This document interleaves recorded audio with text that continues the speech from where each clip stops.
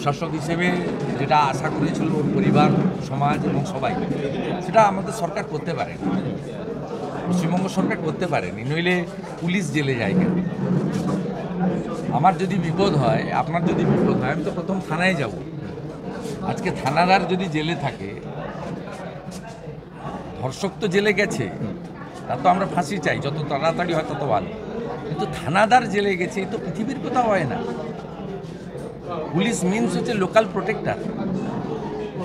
CBI, ED তো অনেক পরের ব্যাপার, সিআইডি তো পরের ব্যাপার। কিন্তু যখনই কেউ ইনসিকিউরিটি ফিল করবে, ফিয়ার সাইকোসিসে ভুগবে, থ্রেটেন হবে, সে প্রথম তার লোকাল পিএসে পৌঁছে যাবে। তো থানার পুলিশ গেছেন, এটা তো রাজধর্ম পালন করা হয়নি। আর আরেকটা বিষয়, বাসরণীতে আজকে দেখলাম যে এক শিশুর মৃত্যু হয়েছে, তারপর এই ঘটনায় কেন্দ্র করে কাউন্সিলরের খুব অন্যায় হয়েছে এবং আমি ধন্যবাদ জানাবো যে কলকাতার উপরেও দাদাগিরির বিরুদ্ধে জনগণ এগিয়ে এসেছে। যেভাবে ওখানকার লোকাল শাসক দলের নেতাকে, যিনি পুলিশকে বাঁচাতে এসেছিলেন, তাকে যেভাবে পাবলিক তাড়া করেছে, it's a very good symptom. পশ্চিমবঙ্গকে একমাত্র বাঁচাতে পারে জনগণ। জনগণের ভয় কাটিয়ে যদি এগিয়ে এসে সমস্ত জায়গায় অন্যায়, তোলাবাজি, সিন্ডিকেট, চমকানো, ধমকানো, পুলিশ কেন পার্টির কাজ করবে? পুলিশের তো বেতন আমরা দিই, সবাই মিলে দিই ট্যাক্সের টাকায়। আমি এমএলএ, আমি একটা দলের লড়েছি, জিতেছি, কিন্তু আমি তো সব ভোটারের এমএলএ। সরকার একটা দল থেকে যেতে, কিন্তু সরকার তো সবার জন্য, সবার সরকার। এই যে বোধবুদ্ধি ভাবনাটা বাংলা থেকে উঠে গেছে।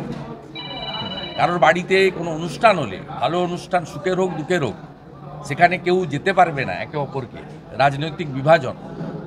তারপরে সবচেয়ে দুঃখজনক, এখানে হিন্দি স্পিকিং লোকদেরকে বাহারি বলা হয়, বিহারিদেরকে টর্চার করা হচ্ছে।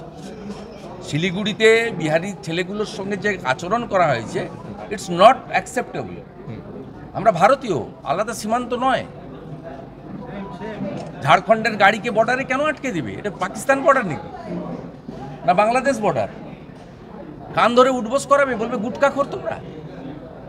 তার ফলস ডোমিসাইল সার্টিফিকেট যদি হয়ে থাকে, তার পুলিশের কাছে দিয়ে দিবে, police will take appropriate action legally. দেশে আইন আছে, বিএনএস আছে। কিন্তু তুমি বিহারি লোককে, বাচ্চা, ছোট ছোট বাচ্চা, 18-19 বছরের ছেলে এসএসবির পরীক্ষা দিতে এসছে, তাকে কান ধরে উঠবোস করাবে, বলবে তুমি গুটকা খোর, বিহার ভাগো। বিহার তো বাংলারই পার্ট ছিল। এই যে নফরতের রাজনীতি, এই যে নোংরা রাজনীতি, বাঙালি, অবাঙালি, বিহারি, বেঙ্গলি, গুজরাটের লোকদের, বিহারি, এখানে একটা ভবানীপুরি মুখ্যমন্ত্রী যে আমার কাছে হারার পরে যেখানে আবার লড়লেন, ওখানে তো একটাতে 20,000 গুজরাটি থাকে Bhabanipur.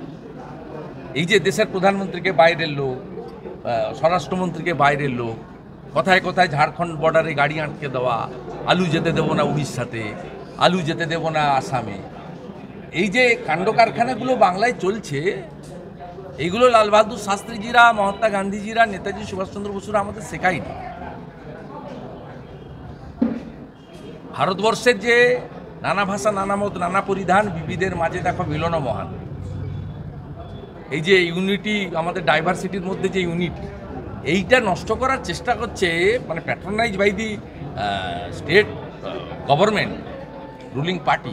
It's a very painful. একটা বিষয়, সেটা হচ্ছে নওশাদ সিদ্দিকীর সঙ্গে সিপিএমের যে জোট ছিল, সংযুক্ত মোর্চা, সেটা অনেকটাই আবার নতুন করে গড়ে তোলার একটা প্রয়াস চালানো হচ্ছে। এটাকে কিভাবে দেখছেন? বহুদলীয় গণতন্ত্র,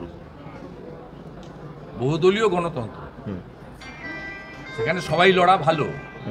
আমি বলেছিলাম মমতা ব্যানার্জিকে নন্দীগ্রামে গেলে হারাবো, হারিয়েছি। আর নৌসাদ ভাই বলেছিল আমি ডায়মন্ড হারবারে লড়বো, কোনো এক অজ্ঞাত কারণে নয় লড়েনি। অতএব রাজনৈতিক লোকেরা যা বলবে ভেবে বলবে, আর যেটা বলবে করে দেখাবে। আর শেষ প্রশ্ন, সেটা সবসময় জেতা যায় না, কিন্তু লড়ার মানসিকতাটা ঠিক থাকা দরকার। আমাদের কথাগুলো পাবলিক শোনে। আমরা প্রথম থেকে বলেছি যে আরজিকর ইস্যুতে নন পলিটিক্যাল প্রোগ্রামে সবাই যান, কোনো বাধা নেই। সেই নবান্ন অভিযানে আমরা সিপিএমকে দেখলাম যাবেন না বলে।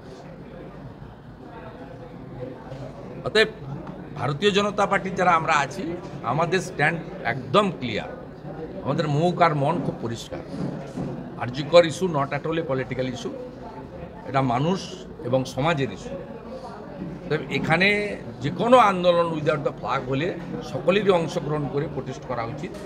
আর আমরা যে পার্টি করি, আমার পার্টির যা কর্মসূচি আমি ঝান্ডা নিয়ে করি।